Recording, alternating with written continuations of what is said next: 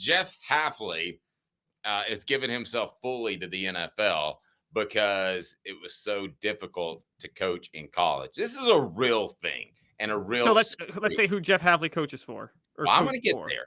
Okay, all right.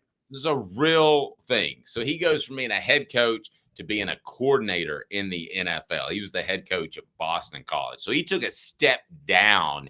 Now, he may have personal issues going on, but perhaps, he spends too much time watching Caleb's videos in bed with his wife. I don't know. But the way it reads to me, and based off scouts and coaches that I talk to, it's that coaching in college is absolutely horrendous. What does that mean for Tennessee? Well, they're not going to lose a Joey Halzle, and they're not going to lose a lot of these guys to the NFL because this is viewed on the offensive side as Josh Heupel's offense, which it is. So while Alex Golesh would be an example of moving up, they think that he can replicate that offense. You're not going to take that chance in the NFL. Where it could affect Tennessee, what if Tim Banks is like, man, I'm drawing up some good stuff? And I think he is. I think as far as an X's and O's guy, that he's drawing up stuff that's almost as good as Josh Heupel is on offense. And you can call me crazy if you want, but I think it's that good. I just think he's had limited talent. I think he's doing great stuff. Boy, if there was an NFL opening as a coordinator, I'm not even talking about head coach, I'd have to listen because I wouldn't have to worry about recruiting. I wouldn't have to worry about, goodness, you have to bend over backwards. I don't mean this, Caleb, to be an insult to Keenan Pili, but you have to bend over backwards and get him money, and he's barely played. Yes, the era of NIL is, we think about head coaches, but it's so taxing on coordinators. But guys, let's be clear about this. Jeff Hafley took a pay cut. His pay, now Boston College is a private school, so it's not as public, but his pay was estimated between $2 and $4 million a year. And it's estimated he's going to make a few $100,000 to be a defensive coordinator. So Dave, he took a pay cut to go take a lesser job because he can't deal with the work-life balance that I think is literally going to cut the life short of college football coaches. No, literally. That is not an exaggeration. I will tell you, there were always 2 weeks where I didn't call coaches, and they would kind of overlap during June. So like some coaches would take the first 2 weeks. Some coaches would take the second 2 weeks. You always wanted at least 2 or 3 coaches on campus. So they didn't all just leave in max exodus, because as soon as you do that, you're going to have like a Georgia situation where a bunch of guys are turning the strip into the Indy 500. I worked in a Georgia shot there. All right. So they would make sure somebody was on campus, but I always knew who was on vacation because they would overlap into the week of the 4th of July. So I wouldn't call them. Give them a break, for the love of goodness. There was one story so big one time that I did call one. He didn't really appreciate it. But now June's one of the biggest recruiting months out there. When do you take your vacation? When do you see your kids? There is no vacation in college football right now. There's none. And it's a huge problem. Guys, I can tell you right now, as somebody who covers the sport, Dave and I cover it, it's a little bit straining on us at times now.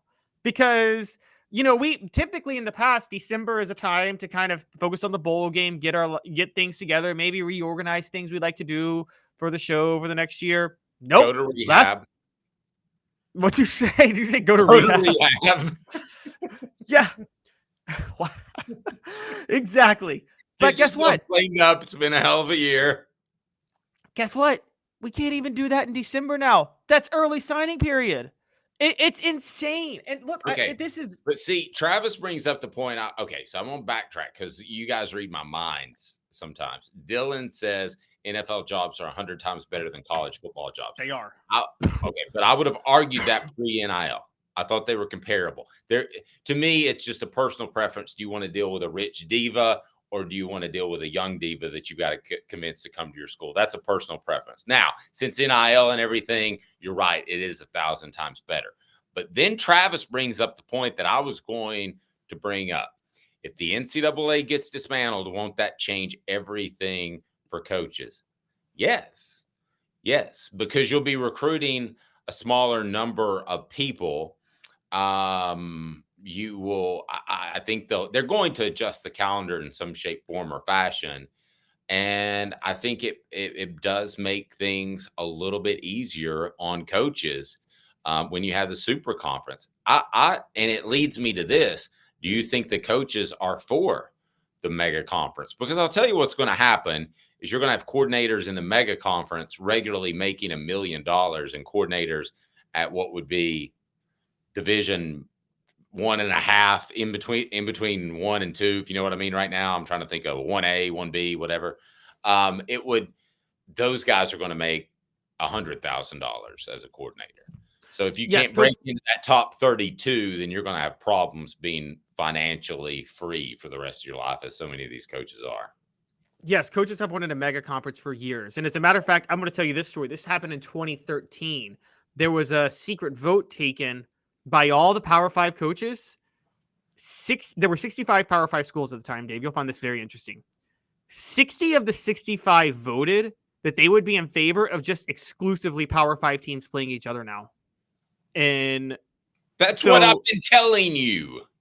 But no, I knew the coaches would want that. And they have been in favor for a long time. But I think the reason they were in favor of it, there's a better work-life balance when there's fewer schools that you're dealing with competing against, even if they're lower levels. Now, here's the interesting thing. Now, here's where you guys ready. Because, here's why. Because, for instance, if the Dallas Cowboys are preparing for the Philadelphia Eagles, they know what Nick Sirianni ran the year before and across the board. Is that what you're referring to?